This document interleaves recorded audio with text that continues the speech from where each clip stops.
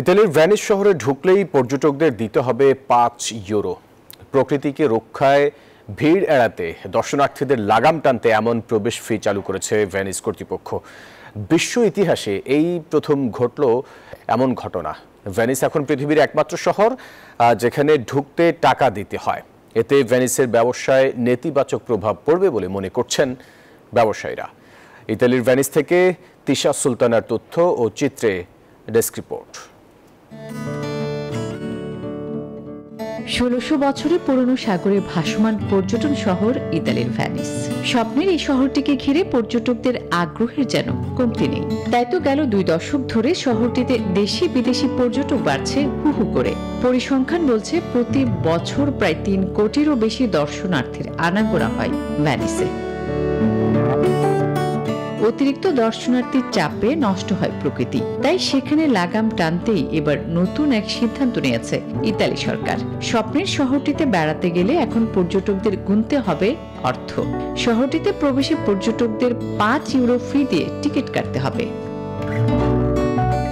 ফলে ভেনিস এখন পৃথিবীর একমাত্র শহর যেখানে প্রবেশে অর্থ দিতে হবে। কুপন ছাড়া প্রবেশে 50 ইউরো থেকে সর্বোচ্চ ডমেক্স টয়লেট রাখে ফ্রেশ 100 ফ্ল্যাশ পর্যন্ত, তাই ব্যবহার করুন ডমেক্স ফ্রেশ গার্ড।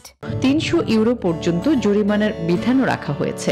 শুধু ফি নির্ধারণ করেই ক্ষান্ত হয়নি ইতালি সরকার।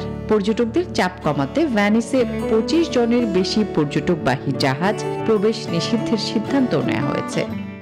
আজকে রেজিস্ট্রেশন করেছি, রেজিস্ট্রেশন করার পর ওদেরকে দেখাইছি, তো ওরা বলছে যে না, আমরা যারা রেসিডেন্টধারী তাদেরকে আসলে এটা রেজিস্ট্রেশন না করলে হবে। আমাদের রেসিডেন্স রেজনের ভেনুতর, এই কারণেই আমাদের কোনো টিকিটের কোনো খরচ লাগে নাই আমাদের।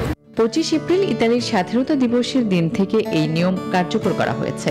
ভেনিসের ব্যবসায়ীরা বলছেন এতে তারা ক্ষতির মুখে পড়বেন।